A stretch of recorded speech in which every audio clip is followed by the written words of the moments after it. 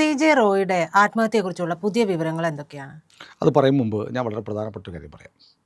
2015 November 13, സ്ഥലം Paris. പാരീസിലെ stayed D France എന്ന് പറയുന്ന സ്റ്റേഡിയത്തിൽ ഫ്രാൻസും ജർമ്മനിയും തമ്മിലുള്ള ഫുട്ബോൾ മത്സരം നടക്കുകയാണ്. ആ മത്സരം കാണാൻ സൗഹൃദ മത്സരമാണ്. ആ മത്സരം കാണാൻ അന്നത്തെ ഫ്രഞ്ച് പ്രസിഡൻറ്റ് ഫ്രാൻസ ഒളാങ് പങ്കെടുക്കുന്നുണ്ട്. മത്സരം ആരംഭിച്ച് കുറച്ച് കഴിഞ്ഞപ്പോൾ സ്റ്റേഡിയത്തിൻ്റെ 3 സ്ഥലങ്ങളിലായിരുന്ന 3 പേർ ചാവേറുകളായി പൊട്ടിത്തെറിച്ചു. നിരവധി മരണങ്ങളുണ്ടായി. അതേ ദിവസം തന്നെ ബറ്റാക്ലാൻ കൺസേർട്ട് ഹാൾ എന്ന് പറയുന്ന ഒരു സംഗീത പരിപാടി നടക്കുന്ന ഓഡിറ്റോറിയം, ആ ഹാളിലേക്ക് ഒരു പറ്റം ആളുകൾ ഇരച്ചു കയറി ആളുകളെ കൂട്ടത്തോടെ വെടിവെച്ചു. കുറേ പേര് ബന്ദികളാക്കി. അവസാനം സൈനിക നടപടിയിലൂടെ അവരെ മോചിപ്പിച്ചത്. ആകെ 130 പേർ 2015 നവംബർ 13 പാരീസിൽ കൊല്ലപ്പെട്ടു. അതിനുശേഷം ആ തീവ്രവാദ ആക്രമണം നടത്തിയത് IS ഭീകരന്മാരാണെന്ന് കണ്ടു. ഫ്രാൻസ് സിറിയയെ ആക്രമിച്ചു. സിറിയയിലെ തീവ്രവാദ കേന്ദ്രങ്ങൾ ആക്രമിച്ചു. ലോകം ഞെട്ടിപ്പോയ സംഭവമാണ്. ഫ്രാൻസ് പോലെ വലിയ കുഴപ്പമൊന്നുമില്ലാതെ ആളുകൾ സമാധാനത്തോടെ ജീവിക്കുന്ന ഒരു രാജ്യത്താണ് ഭീകരവാദി ആക്രമണം നടന്ന് നമ്മൾ ഇന്ത്യയിലൊക്കെ കേട്ടിട്ടുണ്ട് ഫ്രഞ്ച്. പക്ഷേ അതൊക്കെ അവർക്ക് കൗതുക കാഴ്ചയായിരുന്നു. ഇന്ത്യയിൽ തീവ്രവാദി ആക്രമണം, മുംബൈ ആക്രമണം എന്നൊക്കെ പറയുമ്പോൾ അവർക്ക് വെറും വാർത്ത. പക്ഷേ അവരുടെ മുറ്റത്തേക്ക് ഈ തീവ്രവാദി ആക്രമണം വന്ന ഒരു സംഭവമായിരുന്നു 2015 നവംബർ 13 പാരീസ് ആക്രമണം.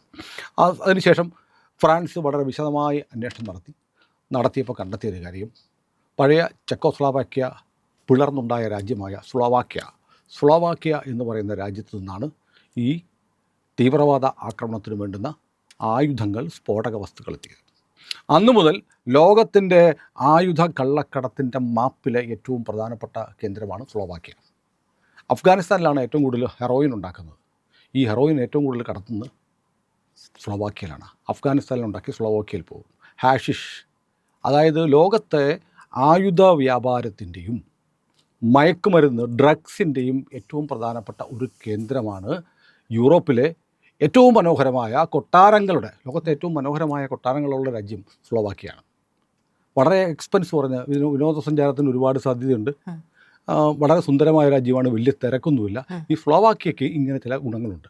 ഗുണങ്ങൾക്കൊപ്പം തന്നെ സ്ലോവാക്യയ്ക്ക് 2015 മുതൽ ലോകത്തെമ്പാടും ആയുധങ്ങൾ കള്ളക്കടത്തായി നടത്തുന്ന ശക്തികളുടെ പ്രധാനപ്പെട്ട ഹബ്ബാണ് സ്ലോവാക്യ, ഡ്രഗ്സിൻ്റെയും. സാർ, ഈ സ്ലോവാക്യയുടെ കാര്യം പറയുമ്പോൾ CJ റോയിയുടെ കാര്യമാണല്ലോ അതിലേക്ക് പറയാൻ ഞാൻ വരുന്നത്. അപ്പോൾ സ്ലോവാക്യയുടെ കേരള കർണാടക കോൺസുലായിരുന്നു എന്ന് പറയുന്നുണ്ട്. അത് പറയാനാണ് എനിക്ക് അതൊക്കെ പറഞ്ഞത്. അപ്പോൾ അങ്ങനെ സ്ലോവാക്യ എന്ന് പറയുമ്പോൾ ഇത് നമ്മൾ പെട്ടെന്ന് ഓർമ്മിക്കുന്നത് ഈ സ്ലോവാക്യയുടെ ചരിത്രമാണ്. സ്ലോവാക്യ മനോഹരമായ യൂറോപ്യൻ രാജ്യമാണ്. പക്ഷേ സ്ലോവാക്യയ്ക്ക് ഇങ്ങനൊരു ഹിസ്റ്ററിയുണ്ട്. ആ സ്ലോവാക്യയുടെ ഓണററി കോൺസൽ ജനറൽ എന്ന പദവി CJ റോയിക്ക് ഉണ്ടായിരുന്നു എന്ന് ഇതിനകം വന്നു കഴിഞ്ഞു.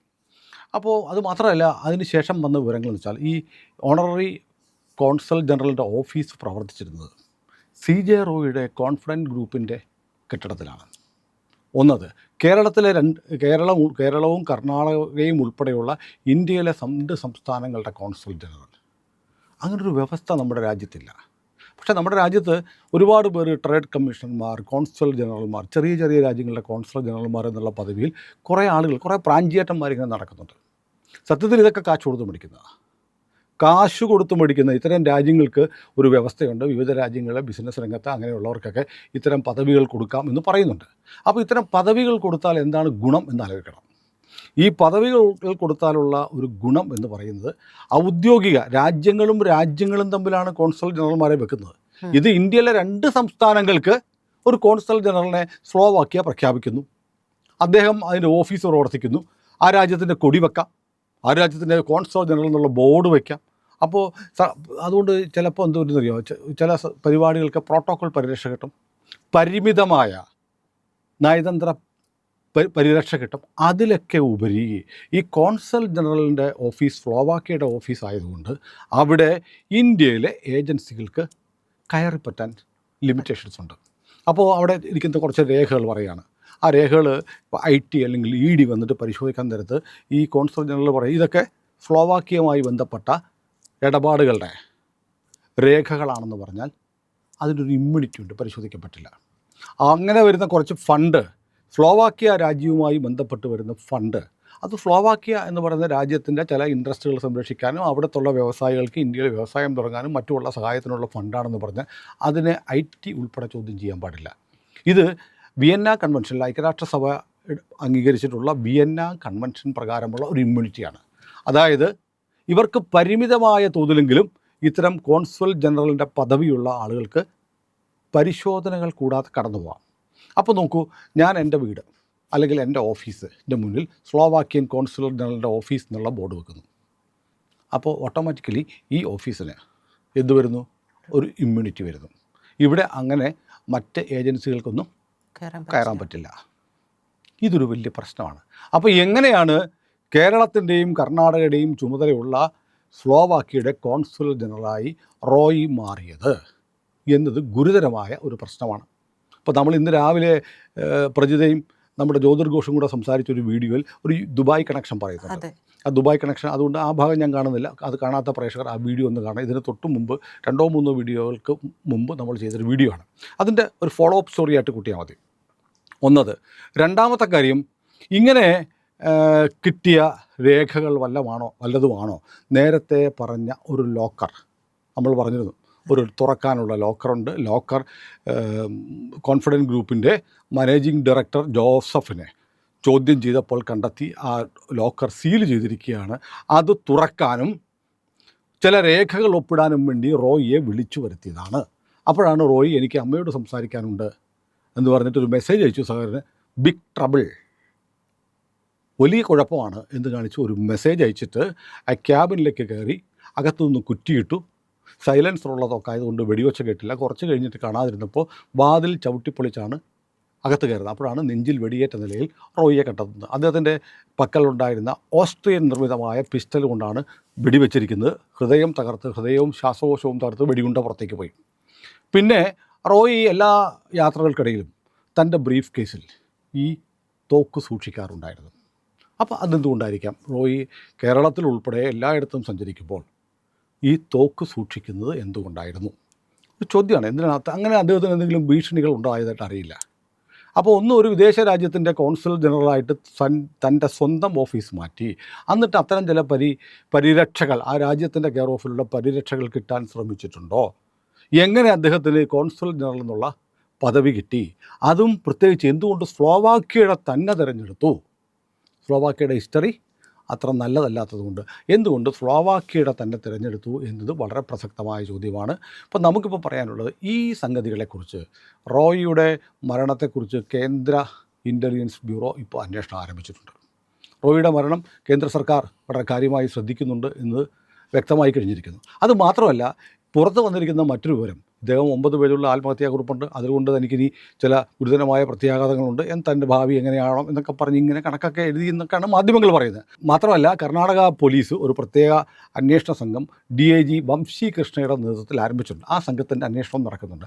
അതിന് സമാന്തരമായി കേന്ദ്രം അന്വേഷണം ആരംഭിച്ചിരിക്കുന്നു. കേന്ദ്ര രഹസ്യാന്വേഷണ വിഭാഗം അന്വേഷണം ആരംഭിച്ചിരിക്കുന്നു. IB അന്വേഷണം ആരംഭിച്ചിരിക്കുന്നു എന്ന് പറയുമ്പോൾ സ്വാഭാവികമായും അത് റോയിയുടെ കൂടെ സഹായം ഉണ്ടാകും. കാരണം ഇന്ത്യക്ക് പുറത്തുള്ള കാര്യങ്ങൾ IBക്ക് അന്വേഷിക്കാൻ കഴിയില്ല. റോയിയുടെ സഹായം കൂടെ കേന്ദ്ര സർക്കാർ തേടുന്നു എന്നാണ് നമുക്ക് മനസ്സിലാക്കാൻ കഴിയുന്നത്. ഏതായാലും കാര്യങ്ങൾ അതീവ ഗുരുതരമായി മാറിക്കൊണ്ടിരിക്കുകയാണ്. ഇനി ഒരുപാട് ഉത്തരങ്ങൾ കിട്ടാനുണ്ട്. ഇപ്പോൾ തുടക്കത്തിൽ മോദി വേട്ടയാടി കൊന്നു എന്ന് പറഞ്ഞവരൊക്കെ ഇപ്പോൾ റോയി സ്വയം ആത്മഹത്യ ചെയ്തതാണ് എന്ന് സമ്മതിക്കുന്നുണ്ട്. അപ്പോൾ നമുക്കൊക്കെ പലതവണ എല്ലാവരും പറഞ്ഞതുപോലെ ഒരു IT അന്വേഷണം വന്നാൽ മാത്രം ആത്മഹത്യ ചെയ്യേണ്ട കാര്യമൊന്നുമില്ല. പിന്നെ റോയിയെ സംബന്ധിച്ചുള്ള ഒരുപാട് കഥകൾ ഇപ്പോൾ വരുന്നുണ്ട്. കഴിഞ്ഞ വീഡിയോയിൽ തന്നെ നമ്മളത് പറയാതിരുന്നാൽ ക്രിസ്റ്റൽ ഗ്രൂപ്പ്, കൃഷ്ണൻ നമ്പൂതിരി എന്ന് പറയുന്ന ഒരാളും ഭാര്യയും കൂടി ആരംഭിച്ച ക്രിസ്റ്റൽ ഗ്രൂപ്പ് കായംകുളം ഹരിപ്പാട് മേഖലയിലൊക്കെ വലിയ തോതിലുള്ള നിർമ്മാണ പ്രവർത്തനമൊക്കെ നടത്തി ബാംഗ്ലൂരൊക്കെ ആരംഭിച്ച ഗ്രൂപ്പ്. കൃഷ്ണൻ എന്നുള്ളതിന് CR അല്ല KRI ആണ്. കൃഷ്ണ എന്നുള്ളതിൻ്റെ കൃഷ് എടുത്തിട്ട് ലത എന്നുള്ളത് തിരിച്ചിട്ട് TIL അങ്ങനെ ചേർത്തിട്ടാണ് ക്രിസ്റ്റൽ ഉണ്ടാക്കിയത്. ഭാര്യയും ഭർത്താവും കൂടെ നടത്തിയ ഒരു സ്ഥാപനം. ഇദ്ദേഹം ഈ കൃഷ്ണൻ നമ്പൂതിരി എന്ന് പറയുന്ന ആൾ ദുബായിലായിരുന്നു. ദുബായിൽ നിന്ന് കുറേ പണമൊക്കെ ഉണ്ടാക്കി നാട്ടിൽ വന്നിട്ട് റിയൽ എസ്റ്റേറ്റ് വലിയ സാധ്യതയുള്ളതാണെന്ന് കരുതിയിട്ടാണ് ആരംഭിക്കുന്നത്. അവിടെ നേരത്തെ HP കമ്പ്യൂട്ടറൊക്കെ ഉണ്ടാക്കുന്ന HP കമ്പനിയുണ്ടോ, HP കമ്പനിയിൽ ജോലി ചെയ്യുന്ന റോയിയെ കണ്ടെത്തുകയും റോയിയെ തൻ്റെ സ്ഥാപനത്തിലേക്ക് കൊണ്ടുവരികയും റോയി പിന്നീട് തൻ്റെ ഇതിൻ്റെ പ്രോജക്റ്റ് എക്സിക്യൂഷൻ്റെ ചുമതല വേണമെന്ന് ആവശ്യപ്പെടുകയും അങ്ങനെ വിശ്വസ്തനായിരുന്നു. റോയിയെക്കുറിച്ച് അന്ന് പറയുന്ന റോയി കൃഷ്ണൻ നമ്പൂതിരിയെ കാണുമ്പോൾ അദ്ദേഹത്തിൻ്റെ കാല് തൊഴുതിട്ടേ ഒരു ദിവസം ആരംഭിക്കാറുണ്ടായിരുന്നു. അത്ര വിശ്വസ്തനായിരുന്നു, ഇവരുടെയൊക്കെ ഹൃദയത്തിൽ കയറിപ്പറ്റിയ ആളാണ്. പക്ഷേ 2005 ക്രിസ്റ്റൽ ഗ്രൂപ്പിൻ്റെ ഒരു സ്ഥാപനത്തിൽ റെയ്ഡ് നടന്നു, ഒരു ഗസ്റ്റ് ഹൗസിൽ റെയ്ഡ് നടന്നു. റെയ്ഡിൽ എന്താണ് നടന്നതിനെക്കുറിച്ച് എനിക്കറിയാൻ ഞാൻ പറയുന്നില്ല. പക്ഷേ റെയ്ഡ് നടന്നതിന് ശേഷം റെയ്ഡ് നടത്തിയ ഉദ്യോഗസ്ഥർ കൃഷ്ണൻ നമ്പൂതിരിയെ ചില കാര്യങ്ങൾ അറിയിച്ചു. അതേ തുടർന്ന് കൃഷ്ണൻ നമ്പൂതിരിയും റോയിയും തമ്മിലുള്ള ഈ ഗസ്റ്റ് ഹൗസിലെ റെയ്ഡിൽ നടന്ന സംഭവത്തെക്കുറിച്ചുള്ള വിവരങ്ങൾ റെയ്ഡ് നടത്തിയ ഉദ്യോഗസ്ഥർ കൃഷ്ണൻ നമ്പൂതിരിയെ അറിയിച്ചതിന് ശേഷം റോയിയും കൃഷ്ണൻ നമ്പൂതിരിയും തമ്മിലുള്ള ബന്ധം വഷളായി. അങ്ങനെ ഇവർ പിരിയാൻ തീരുമാനിക്കുന്നു. 2005 2006 കോൺഫറൻസ് ഗ്രൂപ്പ് ആരംഭിക്കുന്നത്. അപ്പോൾ അതേ തുടർന്ന് രേഖകളൊക്കെ പരിശോധിക്കുമ്പോൾ പലയിടത്തായിട്ട് വാങ്ങിയ പ്രോപ്പർട്ടികളൊക്കെ റോയിയുടെ പേരിലാണ് വാങ്ങിച്ചിരുന്നതെന്ന് പറയുന്നു. ഇത് സംബന്ധിച്ച് റോയി സംസാരിക്കുന്നുണ്ട്. റോയി സംസാരിച്ചൊരു വീഡിയോ ഞാൻ കണ്ടു. അങ്ങനെയല്ല, ഞാൻ ചോദിച്ചു എന്തെല്ലാം വേണം, ഏത് കൺസ്ട്രക്ഷൻ നിങ്ങൾക്ക് വേണം, അത് താങ്കൾക്ക് വേണം, താങ്കൾ എടുത്തോ, അതെടുത്തോ, മറ്റതെടുത്തോ. സ്റ്റാഫ് 350 സ്റ്റാഫുണ്ട്, അതിൽ 300 പേര്, 50 പേര് എനിക്ക് വേണ്ടാന്ന് കൃഷ്ണൻ നമ്പൂതിരി പറഞ്ഞപ്പോൾ ആ 50 പേരെ വിട്ടിട്ട് 300 പേരെ ഞാൻ വിട്ടുകൊടുത്തു. പിന്നെ എനിക്കെന്തുണ്ടെന്ന് ചോദിച്ചപ്പോൾ കർണാടകയിലെ സർജാപൂരിലും പിന്നെ സിൽക്ക് ബോർഡ് ഫ്ലൈ ഓവറിൻ്റെ അടുത്തുമുള്ള ഭൂമികൾ, അത് രണ്ടും കാട് പിടിച്ച് കിടക്കുന്ന ഭൂമിയാണ്. ആ കാട് പിടിച്ച് കിടക്കുന്ന ഭൂമി ആർക്കും വേണ്ടാത്ത ഭൂമിയാണ്, അതുകൊണ്ട് അത് റോയിക്ക് തരാം എന്ന് പറഞ്ഞ് അങ്ങനെ ഞാൻ ഏറ്റെടുത്തു എന്നാണ് റോയിയുടെ ഒരു വെർഷൻ. റോയിയുടെ ഒരു മരിക്കുന്നതിന് മുമ്പ് വന്ന ഒരു പോഡ്കാസ്റ്റിൽ റോയി ഇത് പറയുന്നുണ്ട്. ഏതായാലും അതിനുശേഷം കൃഷ്ണൻ നമ്പൂതിരിയുടെ ക്രിസ്റ്റൽ തകർന്നുപോയി. അദ്ദേഹം ഇപ്പോൾ എവിടെയാണെന്നറിയില്ല. അദ്ദേഹത്തിൻ്റെ ഭാര്യ ലത ദീർഘകാലം ജയിലിലായിരുന്നു. സർജാപൂരിൽ ഏക്കർ കണക്കിന് ഭൂമി, സിൽക്ക് ബോർഡ് ഫ്ലൈ ഓവറിന് സമീപത്തും ഏക്കർ കണക്കിന് ഭൂമി റോയിയുടെ കോൺഫിഡൻസ് ഗ്രൂപ്പിനായി. വളരെ പെട്ടെന്ന് കുറേ കാലം കഴിയുമ്പോഴത്തേക്ക്, കുറച്ച് കാലമൊന്നും കഴിഞ്ഞില്ല, ചില രാഷ്ട്രീയ ഇടപെടലൊക്കെ ഉണ്ടാകുന്നു. അതിന് തൊട്ട് ചേർന്ന് വിമാനത്താവളം വരുന്നു.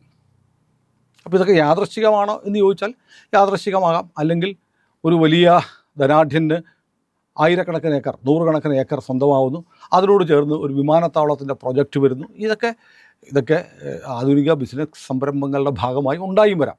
ഏതായാലും ഒരുപാട് ട്രാൻസാക്ഷൻസ് നമുക്ക് വൈറ്റ് എന്ന് പറയാവുന്ന, സുതാര്യമെന്ന് പറയാവുന്ന അല്ലാത്ത ഒരുപാട് ട്രാൻസാക്ഷൻ നടന്നിട്ടുണ്ട്. ചിലരൊക്കെ പറയുന്നത് പോലെ ബ്രാഹ്മണശാപം റോയിയുടെ ജീവനെടുത്തു എന്ന് പറയുന്ന ആളുകളുമുണ്ട്.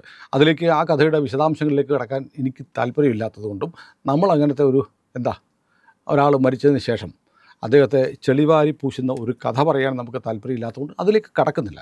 ഏതായാലും ക്രിസ്റ്റൽ ഗ്രൂപ്പ് എന്ന് പറയുന്ന ഒരു സംവിധാനത്തെ ആകെ തകർന്നിട്ടോ അതിൻ്റെ തകർന്നു വീണ അതിനെ വളമാക്കിയിട്ടാണ് റോയിയുടെ സ്ഥാപനം വളർന്നത്. അത് വസ്തുതയാണ്. ഇപ്പോൾ ഇതിങ്ങനെ ദുരൂഹമായ ഒരുപാട് മരണങ്ങളുണ്ടായിട്ടുണ്ട്. ഇപ്പോൾ കപ്പൽ ജോയി എങ്ങനെയാണ് മരിച്ചത്? ദുബായിൽ 14 നില കെട്ടിടത്തിൻ്റെ മുകളിൽ നിന്ന് ചാടി മരിച്ചു കോവിഡ് കാലത്ത്. മരിച്ചപ്പോൾ അദ്ദേഹത്തിൻ്റെ മൃതദേഹം കോവിഡ് പ്രോട്ടോക്കോളെല്ലാം മാറ്റിവെച്ചിട്ട് ഒരു വിമാനത്തിൽ ഇവിടെ കൊണ്ടുവരാൻ കേന്ദ്ര സർക്കാരൊക്കെ സഹായിച്ചു. അന്ന് ദുബായ് ഭരിക്കുന്നത് മോദി അല്ലാത്തതുകൊണ്ട് മോദി കൊന്നതാണെന്ന് ആരും പറഞ്ഞില്ല. പക്ഷേ ഇപ്പോൾ മോദി കൊന്നു, ഏജൻസികൾ വേട്ടയാടി കൊന്നു എന്ന് പറയുന്നവരുടെ നാവൊക്കെ ഒന്ന് ഇറങ്ങിയിട്ടുണ്ട്. അങ്ങനത്തെ ഒരു പ്രചാരണം നടത്തിയത് കൊണ്ടാണ് ഒരു പക്ഷേ ഇത്തരം കഥകളൊക്കെ പുറത്തു വന്നത്, അല്ലേ? അല്ലെങ്കിൽ അതൊരു റോയി ആത്മഹത്യ ചെയ്തു, ഇൻകം ടാക്സ് റെയ്ഡ് വന്നപ്പോൾ എന്തിനാണ് ആത്മഹത്യ ചെയ്യുന്നുള്ള ചോദ്യം ഉയരും. അതിനപ്പുറത്തേക്കൊന്നും പോവില്ലായിരുന്നു. പക്ഷേ ഒരുപാട് കഥകൾ വരുന്നുണ്ട്. അദ്ദേഹത്തിൻ്റെ ദുബായ് വീട്ടിൽ ബ്യൂട്ടിഫിക്കേഷൻ നടത്തിയ ഒരു ചെറുപ്പക്കാരന് 25 ലക്ഷം രൂപ കൊടുക്കാനുള്ളത് കൊടുത്തില്ല എന്ന് പറഞ്ഞൊരു കഥ സോഷ്യൽ മീഡിയയിൽ ഓടുന്നുണ്ട്. ഇതൊക്കെ ശരിയോ തെറ്റോ ഒന്നും അറിയില്ല.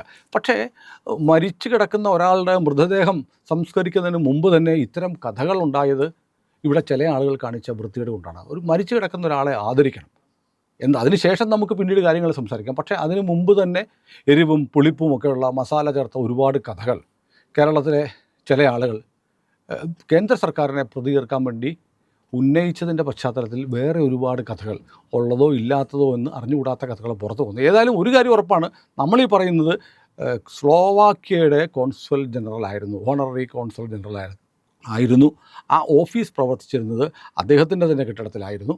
അതുകൊണ്ട് ഉള്ള ഇമ്മ്യൂണിറ്റി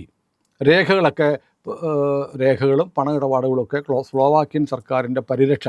അതുമാത്രമല്ല, സ്ലോവാക്യൻ സർക്കാരിൻ്റെ പ്രതിനിധി എന്ന തലത്തിൽ ആക്ട് ചെയ്യുന്ന ഒരു കാര്യത്തിന് ഇന്ത്യൻ സർക്കാരിന് അറസ്റ്റ് ചെയ്യാൻ കഴിയില്ല. അതിന് ആ രാജ്യത്തിൻ്റെ അനുവാദം വേണം. അങ്ങനെയും ഒരു പ്രശ്നമുണ്ട്. എല്ലാത്തിനുമല്ല, ഞാനൊരു ഭൂമി വാങ്ങിച്ചു, ഭൂമി ഇടപാടിൽ തട്ടിപ്പുണ്ട്, അത് ഞാൻ എക്സ് എന്ന് പറയുന്ന അല്ലെ വൈ എന്ന് പറയുന്ന ഒരു രാജ്യത്തിൻ്റെ കോൺസൽ ജനറൽ എന്ന പേരിലാണ് ഞാൻ വാങ്ങിച്ചത്.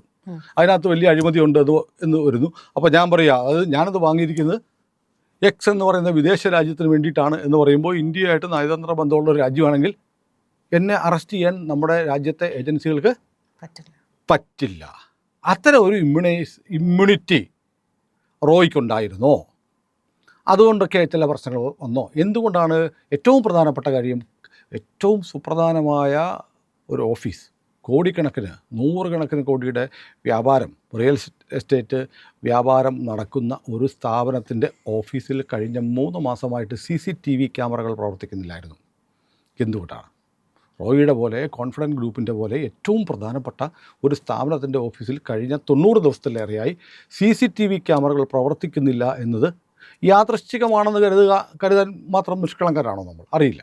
ഏതായാലും ദുരൂഹതകൾ ഒരുപാടുണ്ട്. ദുരൂഹതകൾ ഇനിയും പുറത്തു വരണം. ആ ദുരൂഹതകൾ അന്വേഷിക്കാൻ കർണാടക പോലീസിൻ്റെ പ്രത്യേക അന്വേഷണ സംഘം മാത്രമല്ല, ഇന്ത്യയിലെ രഹസ്യാന്വേഷണ വിഭാഗങ്ങളും അന്വേഷണം ആരംഭിച്ചിരിക്കുന്നു എന്നാണ് ഇപ്പോൾ ലഭിക്കുന്ന വിവരങ്ങൾ. ബാക്കി അപ്ഡേറ്റ്സ് നമുക്ക് വരുന്ന മുറയ്ക്ക് പറയാം. ഏറ്റവും പുതിയ വാർത്തകൾ, അതും നമ്മൾ അറിയാത്ത വാർത്തകൾ, മറ്റു പലരും പറയാൻ മടിക്കുന്ന വാർത്തകൾ നിരന്തരം പ്രേക്ഷകരിലേക്ക് എത്തിക്കുന്നുണ്ട് ഇന്ത്യ ലൈവിനെ ഉറപ്പായും സഹായിക്കാൻ നമ്മുടെ ചാനൽ സബ്സ്ക്രൈബ് ചെയ്യുകയാണ് ചെയ്യേണ്ടത്. ചാനലിൻ്റെ ലോഗോയിലൊന്ന് വിരലമർത്തിയാൽ നമ്മുടെ സബ്സ്ക്രൈബ് ബാർ തെളിഞ്ഞു വരും. അവിടെയും ബെല്ലൈക്കണിലും ഒന്ന് സബ്സ്ക്രൈബ് ചെയ്ത് നമ്മളെ സപ്പോർട്ട് ചെയ്യാൻ മറക്കാതിരിക്കുക.